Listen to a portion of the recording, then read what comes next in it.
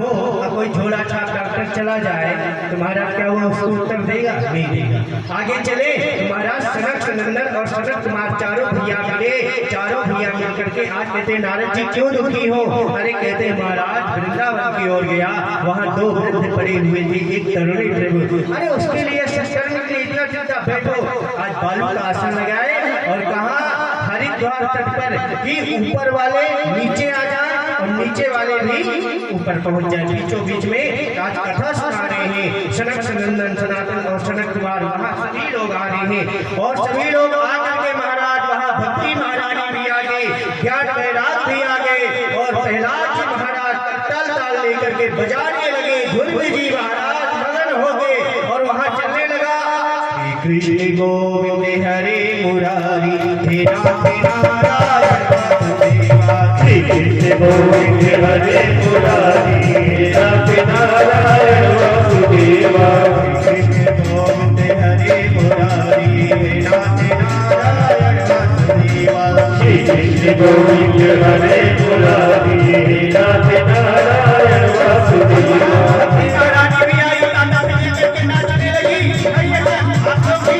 मगन हो जाइए।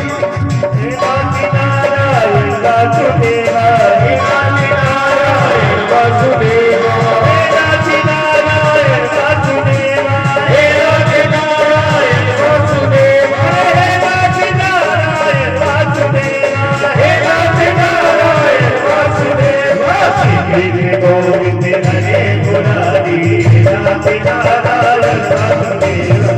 कृष्ण गोविंद हरे मुरारी हे नाथ नारायण वासुदेवा। हे नाथ नारायण वासुदेवा। हे नाथ नारायण वासुदेवा।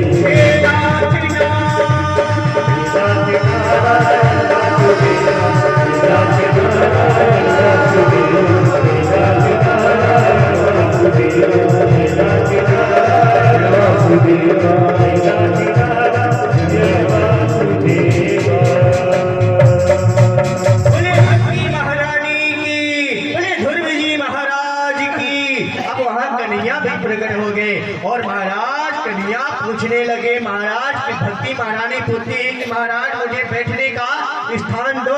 आज कन्या कहते हैं कि अरे महारानी आप जो है ना भक्तों के हृदय में वास कर जाओ। आज आप लोगों में भक्ति है तो वही भक्ति महारानी आपके हृदय में वास करती है और जहाँ भक्ति होता है वहाँ गोविंद होते हैं और जहाँ गोविंद होंगे वहाँ भाव होंगे। कहते हैं भाव है पवित्रेणा, यदि आपके भाव पवित्र है मेरी माँ तो मैया ओरी मैया। अरे पीछे वाली मैया आप लोग भी सुन रहे हो, आप लोग यहाँ इलेक्शन में नहीं खड़े होने आए, कथा सुनने आए तो कथा सुन रहे हो ना। अब महाराज कहते हैं कि हम कहाँ जाए प्रभु, यदि आपके हृदय में भक्ति वास करती है तो वहाँ गोविंद अवश्य होते हैं। भावे पवित्रेणा, यदि आपके भाव पवित्र हैं तो क्षण मात्रेणा, क्षण में प्रभु प्रकट हो जाएंगे, क्षण में प्रभु आपको प्राप्त हो जाएंगे। क्षण कितना बड़ा होता है भैया? क्षण जानते हो क्या? आंख बंद करो खोलो क्षण हो गया, क्षण में प्रभु आज वहाँ स्थान लिया। अब फिर महाराज राजन परीक्षित कहते हैं कि गुरुदेव और भी इस कथा से सुनने से किसी का उद्धार हुआ है क्या? किसी प्रेत का भी उद्धार हुआ? हाँ हाँ क्यों नहीं। आज महाराज एक जो है उत्तम नगर में कर्नाटक में जो है एक गंगा तट पर ब्राह्मण देव रहते हैं, वहाँ उत्तम नगर नाम है उस गांव का। और वहाँ एक ब्राह्मण देव रहते हैं, ब्राह्मण देव की अभी कोई संतान नहीं है, उनका ब्याह तो हो गया और पंडित जी इतना ज्ञानी है कि महाराज ज्ञान की कोई सीमा नहीं है। आज जो है वेद शास्त्रों का अध्ययन करने पर पत्नी महाराज ऐसी मिली बहुत कलह प्रिया, उसे जब तक वो कलह नहीं कर लेती थी ना जब तक महाराज जो है उसको नींद नहीं आती थी, उसका भोजन नहीं पड़ता था। कहते हैं कि महाराज ये देवियां ऐसी होती हैं कि बिना पढ़े लिखे इनको डिग्री प्राप्त हो जाती। कहते हैं कि अगर कोई मास्टर है तो वो मास्टरनी अपने आप हो जाती है, कोई डॉक्टर है तो वो डॉक्टरनी अपने आप हो जाती है, कोई पंडित जी है तो पंडित जी की जो वाइफ होगी वो पंडितानी अपने आप हो जाती है, बिना पढ़े लिखे बिना कुछ डिग्री प्राप्त किए। इस वजह से महाराज कहते हैं आज आत्मा देव जी की पत्नी है धुंधुली देवी। कौन है मैया? राधे राधे बोलना ही पड़ेगा। आज धुंधुली देवी है, धुंधुली देवी की कोई संतान नहीं है। आज महाराज उनके घर एक पड़ोसी आई और आपसी में बातचीत कर रही है, हमारे घर में तो कोई संतान नहीं है। तब जब तक वो कलह नहीं कर लेती पड़ोसियों से, जब तक उसका भोजन नहीं पचता। और जो है पंडित जी तो इतना सीधे कि दिमाग में जो है शीतलता प्रदान करते थे महाराज। लोकेन भावेन मृतेन व्रजे। आज एक पड़ोसी आया और पड़ोसिन की जो है वाईफाई बोली महाराज थोड़ा सा दूध दे दो, सत्यनारायण की हमें इकट्ठा करवाना है। बोले महाराज दूध तो महाराज है ही नहीं, हमारी गैया बछड़ा दी ही नहीं। फिर महाराज बोले कि तुलसी दे दो। बोले तुलसी भी महाराज सूख गई है। फिर बोले क्या है तुम्हारे पास? न तुलसी है, न दूध है और न तुम्हारे संतान हुई। आज पंडित जी का मन खिन्न हो गया और पंडित जी को ये लगा कि मेरे घर में कोई संतान नहीं है और जब तक संतान नहीं हो जाती जब तक मैं घर में वास नहीं करूँगा। आज गए और गंगा तट पर बैठ करके आज जो है वो रुदन करने लगे। आज वहाँ से एक संतों का समुदाय निकला। जब संतों का समुदाय निकला तो आज देखा, उनसे पूछे कथम रोदस्य विप्रतम, हे ब्राह्मण देवता आप रुदन क्यों कर रही हैं? अरे बोले महाराज हमारी कोई संतान नहीं है और संतान ना होने के कारण आज महाराज मैं रुदन कर रहा हूँ। अरे तो महाराज कहते हैं संतों की कृपा से संतान की प्राप्ति हो जाती है और हमें आशीर्वाद दे दीजिए कि हमारे घर संतान हो जाए। आत्मा देव जी कहने लगे कि महाराज ऐसा आशीर्वाद दीजिए कि हमारे घर में संतान। आज संतों ने कहा जरा तुम अपनी हस्तरेखा दिखाइए। जैसे हस्तरेखा उन्होंने दिखाया तो कहा सत्य जन्मने वचा लक्ष्मणम नाम नास्त्यन्ते लोभिता कीर्ते सत्य जन्मे ही वचा। अरे महाराज एक जन्म की बात छोड़ो, आपके तो जो है 7 जन्म तक पुत्र की प्राप्ति नहीं है। जैसा ये बात जो है आत्मदेव जी ने सुना तो आज जो है नीचे सर आराम से पट के था। पैड़ वालों भैया थोड़ा सा देते रहिए बीच बीच में। आज जो है जैसे आत्मदेव जी ने ये बात सुना महाराज कि हमारे 7 जन्मों तक पुत्र नहीं है, आज उन्होंने अपना सर जो है संतों के चरणों में पटक दिया था। महाराज यदि हमारे पुत्र नहीं हुआ तो मैं जो है यही आपके चरणों में आत्महत्या कर डालूंगा महाराज। यही गंगा तट से मैं कहीं भी नहीं जाऊंगा। आज संतों ने कहा कि महाराज यदि ये आत्मा हत्या कर लिया तो हमें ब्रह्म हत्या लगेगी। आज आत्मा देव जी बिलक बिलक करके रोने लगे।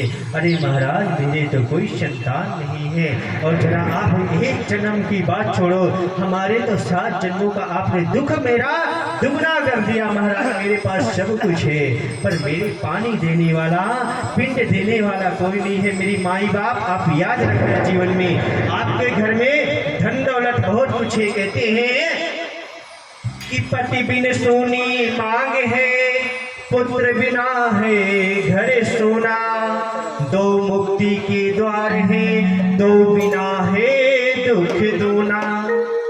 यदि जीवन में पति नहीं है तो वो स्त्री की शोभा नहीं बनती और उसकी मांग सुनी रहती है। वो स्त्री नंगी ही मानी जाती है यदि उसकी शादीशुदा औरत की मांग नहीं है।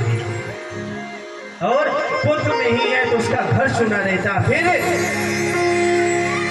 ब्रह्मे हस्ते न तिलकारा, मातृ हस्ते न भोजनम, पुत्र हस्ते न पिंडदानम, भविष्यान संशया। मैया इन बातें जरा गौर से सुनिए मेरी, ये आपके काम आने वाली सूत्र है। ये श्रीमद् भागवत महापुराण की कथा है कि ब्राह्मण के हाथ से तिलक और माता के हाथ से भोजन। जैसे ब्राह्मण से आपने तिलक करवाया तो महाराज वो आपके लिए शुभ होगा, लाभदायक होगा। आप किसी ब्राह्मण से महाराज 1.25 महीना तक तिलक करवा करके देखिए, आपको सुख की प्राप्ति होगी। आप जो चाहेंगे वो प्राप्त हो, किसी मंदिर में जाकर के। और माता के हाथ से भोजन, जब एक माँ ही होती है पत्नी, तो महाराज आपको 2 बार 3 बार बोलेगी, और वो यही के खाना है तो खा, नहीं मैं तो सोई। पर एक मैया होती है जो थाली लिए खड़ी रहती है, अरे बेटा भोजन कर। तो माता मातृ हस्ते न भोजनम पितृ हस्ते न पिंडदानम भविष्यान्ति संशया। जो पुत्र होता है उसके हाथ से पिंडदान शोभा देता है।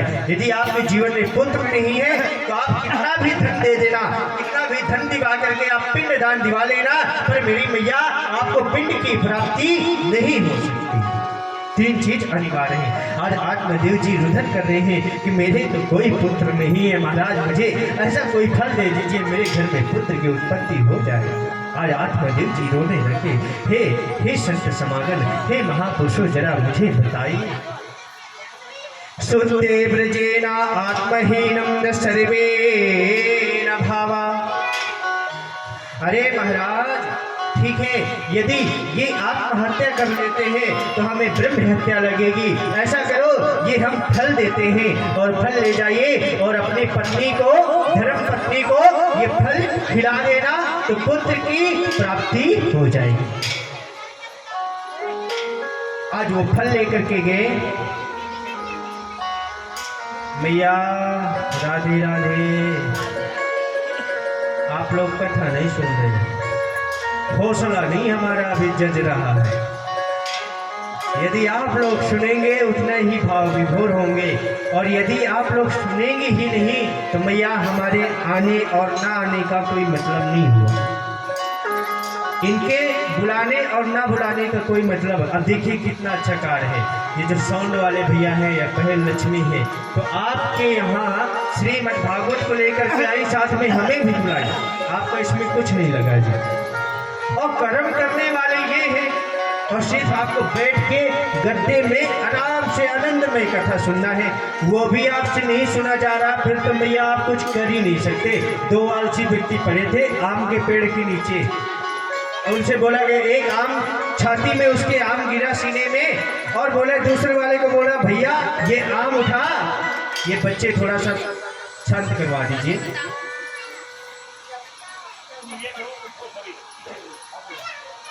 और वो आम के वृक्ष के नीचे जैसे वो छाती में उसके आम गिरा, तो दूसरे वाले को बोल रहा है, बोले भैया ऐसा करना, ये आम का फल उठा करके मेरे मुंह में निचोड़ दे। अरे बोले वो तेरी तो छाती में है, तू ऐसा कर उठा, तेरे पास में है, तू मेरे मुंह में निचोड़ दे। बोले पर वो रहने देते, दोनों नहीं खाए। और एक राजन ऐसे थे, राजन ने कहा, भाई जितने भी आलसी हो सब जो है हमारे घर पे आ जाए, सबको फ्री फ्रेंड में भोजन मिलेगा, खर्चा मिलेगा, चकाचक भोजन पाओ और चकाचक रहो। जितने गांव के थे सभी पहुंच गए, और राजन ने क्या किया, आग लगवा दिया सबके घरों में। और जैसे आग लगी तो सब बुझाने के लिए जितने भी आलसी आए हुए थे सब भागे आग बुझाने के लिए। चलो भैया आग लग गई, आग लग गई। उसमें से 2 पड़े रहे, 2 व्यक्ति उसमें से राजन के यहाँ पड़े रहे। बोले महाराज यही है 2 आलसी, और बाकी यहाँ कोई नहीं है सब। तो बोले सब चले गए, तू भी उठ ले। बोले काहे को उठे, आग तो आ रही। बोले ऐसा कर तू चिलम जला ले, चला जा। अरे बोले चिलम क्या जलाना है, यहीं आग आ रही है, यहीं से जला लेंगे, यहीं पी लेंगे, काहे को वहां जा। राधे राधे बोल रहे। तो इसलिए भैया कहते हैं कि हमें कर्म न भावे न भुक्ति सजायता। यदि हम कथा में जा करके बात करते हैं ना, तो अगले जन्म में महाराज कौवे बनते हैं, कौवे। अभी नरकों का वर्णन आएगा, बताएंगे। और कोई यदि प्रभु की चर्चा कर रहा हो, कोई भजन गा रहा हो, हम उसको डिस्टर्ब कर देते हैं, तो हम क्या बनते हैं, चिमगाडुर। चिमगाडुर जानते हैं भैया, चिमगाडुर का काम क्या होता है, वहीं से खाना और वहीं से। अब आप ही लोग दिमाग लगाते रहिए। राधे राधे बोल। अब महाराज जो है आत्मदेव जी को एक फल दिया और वो अपने घर लेकर के आए। थोड़ी सी भैया 5 मिनट लेंगे, 5 मिनट की कथा, फिर आरती, फिर राधे राधे अपने घर जाइए। अब महाराज जो है वो फल लेकर के अपने घर में आए, तो देवी जी को आवाज लगाए, देवी जी, देवी। उसने कहा हाँ क्या है। आत्मदेव जी ने कहा देवी ये आपके लिए हम फल लेकर के आए। अरे बोले आवाज तो ऐसे, देवी जी ने सोचा कोई लंबा यजमान मिला होगा, मालटाल लंबा दिए होंगे, इसलिए देवी जी भागी भागी आई। तो महाराज बोले ये आपके लिए फल लेके आए हैं देवी, उसको खा लीजिए। अब देवी अरे आवाज तो ऐसे लगा रही है जैसे पाकिस्तान से कोई महान चीज लेके आए हैं, क्या फल मैंने कभी खाया नहीं है क्या? अरे बोले देवी इसको खा लो, इसके पुत्र की उत्पत्ति होगी। अब महाराज वो देवी कुतर्क कर एवं कुतर्क योगेना तत्फलम में भक्षणम। अब उसकी बहन आ गई, बोली बहन भले आ गई तू, हाँ जीजी का हाल है बता। बोले देखते रो जीजा ना घबरा गए हो, क्या हो गया? बोले एक फल लेके आए हैं और कह रहे खा ले और गर्भवती हो जाए बहन, कभी फल से जो है पुत्र उत्पन्न होए। अरे बोले ये बाबा बैरागियों के चक्कर में बहन तू ना पड़ियो, ये बाबा बैरागी तो ऐसे ही होया करे। अच्छा अब महाराज बोले बहन तू काहे को टेंशन ले रही है, ऐसा करना। अरे बहन तू एक बात ये बता, अब भाई हमारे घर में चोर आ गए तो हम अब भागेंगे कैसे? अरे बोले बहन तू गर्भवती हो जाएगी, नंद को बुला लियो ना। अरे बोले नंद आ गई, एक ही दिन में वो डेरा समेट के ले जाए, कहीं 2 महीने रह गई तो पूरा घर ही खाली कर दे, इसलिए बातों तो बुलाना ही नहीं। और बहन कभी हमारे घर में भूकंप आ गए हो, अब वो कुतर्क कर रही, फल को खा नहीं रही कुतर्क, बहन कभी अरे बोले जी जी तो बाबरी है गई है क्या? बोले कभी फल से बच्चा नहीं होता, और तू ये सोच ले गर्भवती हो जाएगी तो सुखदेव जी अपने माँ के गर्भ में 12 वर्ष तक रहे, कहीं तेरे गर्भ में 2 वर्ष भी रह गए ना तो तेरे तो काम तमाम ही हो जाएगा। अच्छा ऐसा कर बहन, मेरे बालक हैं गर्भ में, मैं तुझे बालक दे दूंगी और तू हमारे पति देव को पैसा दे दिया। अब महाराज वो फल को गाय को खिला दिए, और गाय को भी बच्चे नहीं होते, उससे भी पता चल जाएगा कि कब होगा महाराज। आज वो फल को गाय को खिलाए, और जैसे आपसी में बहन ऐसा करियो तू, जैसे तेरे बालक हो तो भैया मेरे को दे जाइयो और तू पैसा ले जाइए। आज वो नाटक करने लगी मैं गर्भवती हूँ। आज आत्मदेव जी फूले नहीं समा रहे हैं। हमारा धीरे धीरे समय व्यतीत होने के बाद वो बालक उत्पन्न हुआ, और जैसे उत्पन्न हुआ ये पेट में गर्भ में कपड़ा बांध करके और नाटक करने लगी। जैसे उत्पन्न हुआ आज महाराज आत्मदेव जी को वो बहन जीजा को पैसा दिए और वो बालक को लेकर आए। जैसे वो प्रकट हुआ आज कुछ ही क्षणों में माँ गौ के उत्पन्न हुआ। बोलिए गौतरण जी महाराज की।